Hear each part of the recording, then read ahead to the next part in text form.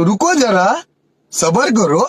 मंत्र की ताकत कैसी होती है, एक छोटी सी कहानी याद आ गई, अपनी अम्मा बहनों को सुना दे, क्योंकि सबसे ज्यादा विश्वास हमारी माताओं बहनों को ही होता है। अक्सर करके हर गांव में एक दो झाड़ फूंक करने वाले लोग होते हैं, किनका बोलते हैं उनको, ओझा बाबा, नाउत, भगत जी, ऐसे अलग अलग बोलते हैं।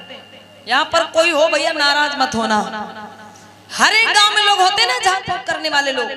अगर जरा सा बच्चा बीमार हो गया, रोने लगा, तो माताएं बहनें लेके पहुंच जाएंगी, बाबा देखो हमारा बच्चा बहुत रो रहा है, क्या बात हो गई, ऐसा होता है।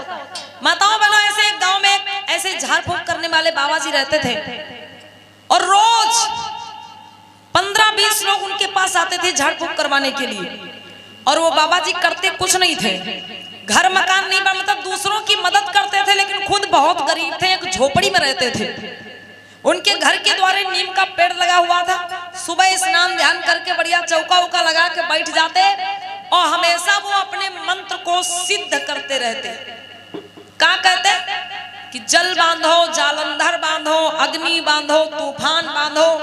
मतलब वो बताते कि हमारे पास इतने बड़े बड़े मंत्र हैं कि हम मंत्र से आंधी पानी को बांध देंगे, आग लग जाए उसको मंत्र से बांध देंगे, आगे आग नहीं बढ़ेगी। मतलब वो ऐसे बताते रहते लोगों को, हमेशा जल बांधो, जालंधर बांधो, अग्नि बांधो, तूफान बांधो, आंधी पानी बांधो, यही जपते रहते।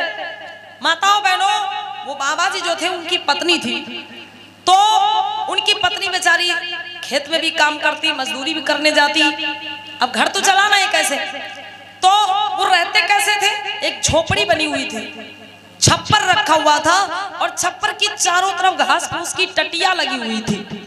टटिया समझ नहीं आता है मैंने, आप छप्पर के चारों तरफ घास फूस की टटिया लगी हुई थी, ऐसी व्यवस्था में रहते थे। एक बार क्या हुआ, घर के पीछे की टटिया एक तरफ की टूट गई, और घर के पीछे की टटिया जब टूट गई तो कुत्ता बिल्ली आता है, भाई रोटी खाना उठा ले जाता है। अब बाबा जी की जो पत्नी थी वो रोज बताती, कहती टटिया टूट गई बांध दो, टटिया टूट गई बांध दो, कुत्ता बिल्ली घर में घुस जाता है, सामान उठा ले जाता, रोटी खाना उठा ले जाता। और बाबा को छुट्टी ही नहीं मिलती, जल बांधो, जालंधर बांधो, अग्नि बांधो, तूफान बांधो, वो जल जालंधर ही बांधते रहते, टटिया कब बांधे बेचारे। तो एक दिन का हुआ, खूब गर्मी हो रही थी माताओं बहनों, उनकी पत्नी जो थी खेत में काम करने गई, खेत में बेचारी काम करके आई, दोपहर में रोटी बना के रखी, और रोटी बना के रखा, फिर कुएं पे पानी भरने चली गई। और जब कुएं पे पानी भरने चली गई, वापस लौटी तो क्या देखा कि जितनी वो रोटी बना कर रख आई थी, सब कुत्ता मुंह में दबाए लिए रोटी चला जा रहा।